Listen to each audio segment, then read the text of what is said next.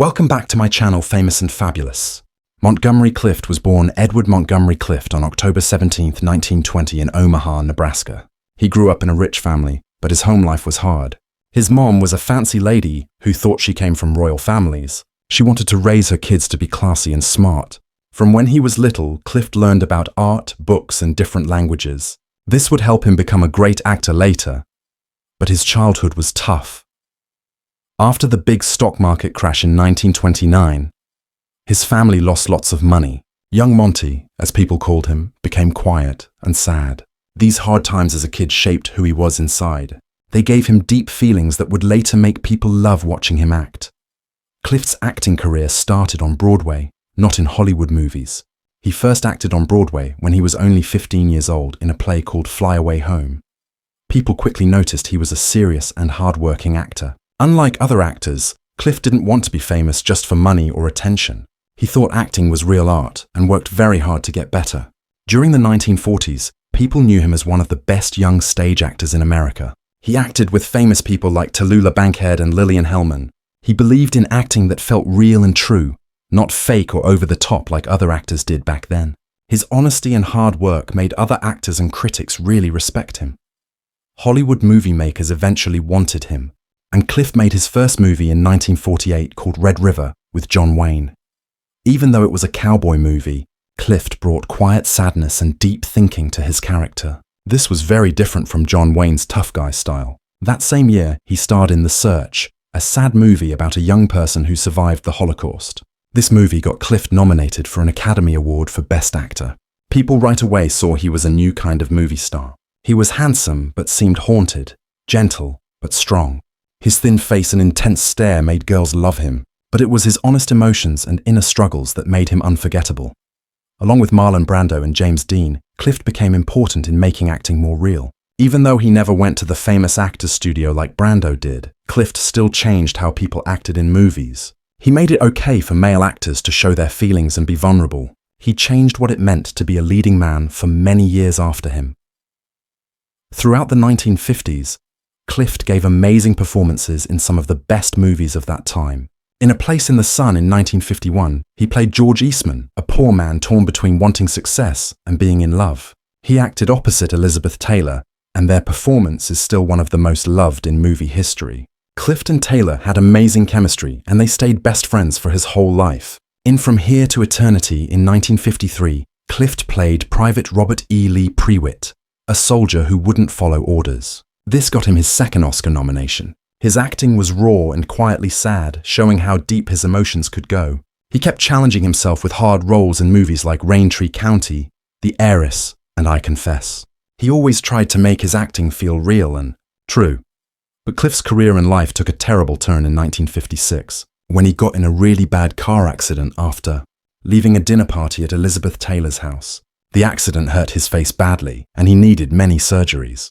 Even though he lived through it, the physical and mental damage lasted forever. His once beautiful face was changed forever, and the pain made him depend more and more on drugs and alcohol.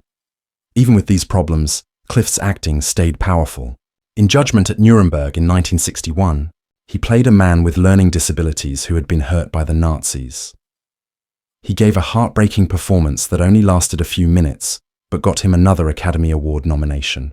His ability to play characters with such understanding and intensity, even while he was suffering so much personally, showed his amazing talent and strength.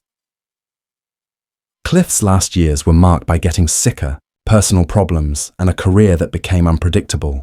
But even in his later movies like The Misfits in 1961 with Marilyn Monroe and Clark Gable, his acting still had deep meaning. People who knew him personally said he was gentle, smart, and tortured. He was a man struggling with his sexuality at a time when being gay or bisexual could destroy your career. His emotional pain, loneliness, and lifelong search for who he really was gave him a tragic mystery that has only gotten deeper over time. His last finished movie, The Defector in 1966, was a spy movie that showed glimpses of the deep emotions he still had even as his health got worse. Many writers who have studied Montgomery Clift's life have noticed how complex his personal relationships were, especially his romantic connections with both men and women. These stories mostly come from interviews with his close friends, people who worked with him, and those who knew him in Hollywood and Broadway circles. Though Clift was publicly connected to a few women like the talented actresses Libby Holman and Phyllis Thaxter, these relationships were much shorter and less important than the deep loving bonds he had with several men throughout his life. Holman, a singer and actress with her own dramatic life story, was one of the women people said was close to Clift. Some people thought their relationship had moments of strong feelings, but it didn't last long.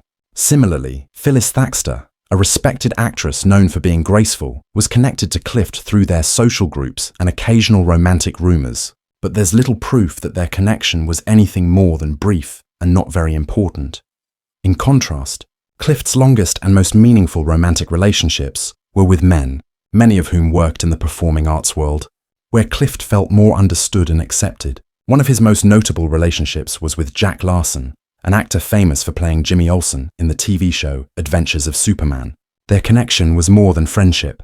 It was a significant emotional and romantic relationship during a time when openly admitting such relationships was extremely rare and could end your career. Another important person in Clift's personal life was William Lamassina, a respected theatre actor who Clift had a relationship with for about 3 years. This relationship was especially treasured by both men. Lamassina not only stayed a loyal friend to Clift throughout his life, but also kept memories of their time together through recorded film reels. These films captured moments of fun and friendship among their group of friends during productions like There Shall Be No Night. This old footage is a touching reminder of the closeness they shared, giving a rare look into the private happy moments that were often hidden from the public eye. Among the most emotionally intense and influential relationships Clift had was with Jerome Robbins, the famous Broadway choreographer and director. Their love affair, described by people who knew them as passionate and emotionally charged, was mostly hidden from the public and even from many of their friends. The social pressures of that time forced them to hide their relationship by publicly dating women, a trick they both used to protect their privacy and careers. Clift and Robbins' bond was not only romantic, but also intellectually and artistically exciting. Their connection was so deep that when Clift made the big decision in 1948 to leave Robbins and move to Hollywood to pursue movies, Robbins was reportedly devastated by the loss. The emotional intensity of their relationship was clear in Robbins' words to Clift when they parted. He said he could make Clift love him, showing how deep his feelings were and how much was at stake emotionally. This relationship deeply affected both men's lives and careers, showing the intense personal struggles faced by gay artists in a time of widespread hatred. Robbins' artistic genius and his partnership with Clift also had a creative effect beyond their private lives. It's said that Robbins came up with the basic plot of the legendary musical West Side Story after Clift shared an interesting idea with him, showing how their personal and professional worlds came together. According to actor Russ Tamblyn, Robbins credited Clift with inspiring the idea of adapting Romeo and Juliet into a modern story about New York gangs. Tamblyn remembered that Robbins described the moment at a party on Fire Island where Clift proposed the idea. This sparked Robbins' imagination and eventual creation of the groundbreaking musical. This story not only shows Clift's creative influence, but also reveals how important their relationship was in shaping major artistic achievement. Robbins' admiration for Clift went so far as calling him a theatrical genius, showing the respect and love that was the foundation of their relationship. In the early 1950s, Clift's social circle expanded into the world of Hollywood executives when Barney Balaban, the president of Paramount Pictures, invited Clift to join one of the Balaban family vacations in Nassau, Bahamas. Judy Balaban, Barney's daughter, talked about feeling an immediate and special connection with Clift, describing their time together as being joined at the hip. Their dating, which lasted several months, was public enough for Judy to attend the New York premiere of Clift's movie A Place in the Sun in 1951 as his date. Despite the media thinking that Balaban and Clift were romantically involved in a traditional way, Judy later admitted she didn't understand Clift's sexuality and didn't know about his ongoing romantic relationship with British actor Roddy McDowall during that time. McDowall, known for his roles in classic movies like Lassie Come Home, had been introduced to Clift by Elizabeth Taylor, one of Clift's closest friends. Roddy McDowall's relationship with Clift was both intense and devoted. During a time when McDowall's acting career was slow, he chose to focus entirely on supporting Clift, moving from Los Angeles to New York to stay close to him. Their bond lasted about 2.5 years, and though it eventually ended, McDowell's devotion was so deep that he reportedly tried to kill himself after their breakup, showing how emotionally deep their connection was. Despite the heartbreak, McDowell had no anger and stayed a loyal friend to Clift until the end. Their professional work together culminated in The Defector, Clift's final movie, where McDowell's emotional support was crucial for Clift to finish the project, showing how their personal and professional lives were intertwined. Clift's romantic life also intersected with other cultural figures of his time. While filming in Italy with Vittorio De Sica, Clift had a brief romance with the celebrated writer Truman Capote, another openly gay artist known for his literary genius and complex social life. The two men shared a connection that went beyond professional, though details of their relationship remain relatively private. Clift also formed a close friendship with author James Jones during the filming of From Here to Eternity. Jones publicly acknowledged the special bond they shared, and even admitted that he would have pursued an affair with Clift if Clift had invited it, showing the magnetic pull Clift had on those around him.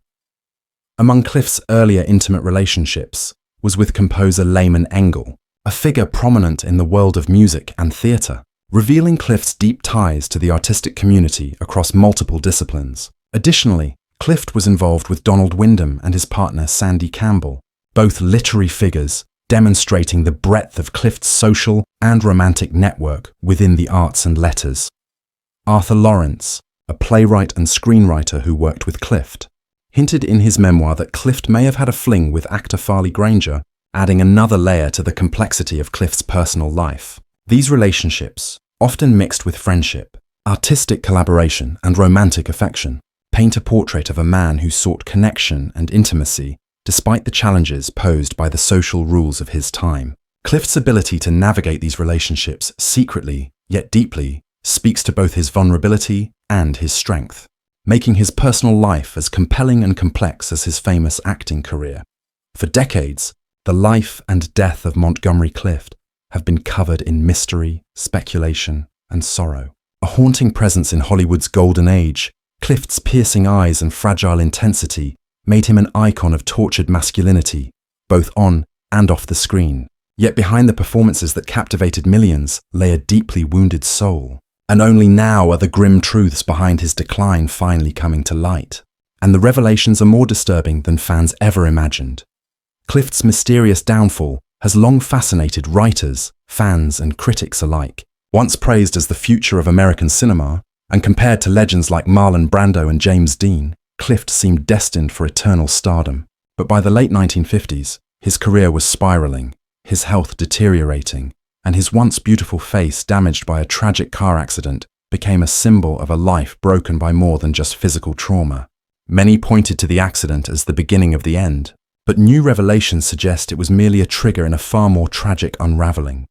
What the public didn't see was a man tormented by demons that ran far deeper than the scars on his face. In an era when homosexuality was considered taboo, even criminal, Clift lived in quiet agony. He was forced to hide his true identity from a judgmental industry and a society that would not accept him. He had to navigate a cruel double life, one in which he could never fully express who he was. Friends who knew the truth often spoke of his deep loneliness, his anxiety, and the mental toll of constantly hiding his authentic self. His pain became a silent companion, feeding into a cycle of addiction, depression, and self-destruction. In recent years, once sealed personal letters, private testimonies, and unearthed studio documents have finally painted a more complete and far darker picture. Clift wasn't just battling Hollywood's expectations. He was being actively manipulated and exploited by a system that knew his truth and used it against him. Studio heads allegedly blackmailed him into silence, using the threat of exposure to control his roles and his earnings. Directors and agents, while benefiting from his talent, reportedly turned a blind eye to his emotional collapse, unwilling to risk their investments for the sake of his well-being. Even his famed comeback in Judgment at Nuremberg masked the grim reality behind the scenes. While audiences marveled at his tortured performance, few knew that Clift was barely functioning during filming, needing multiple takes, medication, and encouragement to deliver even a few lines. His personal physician at the time later revealed that Clift was suffering from a mix of undiagnosed PTSD, substance dependence and extreme malnutrition, conditions that were routinely ignored or downplayed in public. Perhaps the most heartbreaking revelation is that Clift's death in 1966, long believed to be a sudden heart attack, was more likely the result of years of systemic neglect. It came from emotional suppression and untreated psychological trauma. One close friend even described his final years as a slow suicide, not through a single act, but through the cumulative weight of a world that would not let him live freely, love openly, or heal honestly. According to some accounts, Clift had stopped eating, was drinking heavily again, and had become increasingly isolated in the weeks leading up to his death. He was found alone in his New York townhouse, his body giving out after years of suffering that no one had truly addressed. The mystery of Montgomery Clift is no longer just about a talented actor lost too soon. It is about a man destroyed by a system that demanded brilliance but punished truth. It's about the high cost of repression, the cruelty of fame, and the dangerous silence surrounding mental health in Hollywood. And now that the pieces of his tragic puzzle are finally being assembled, one thing is painfully clear. The truth behind Montgomery Clift's fall from grace isn't just heartbreaking, it's infuriating. And it serves as a cautionary tale about what happens when a society refuses to let a soul live honestly. Retry.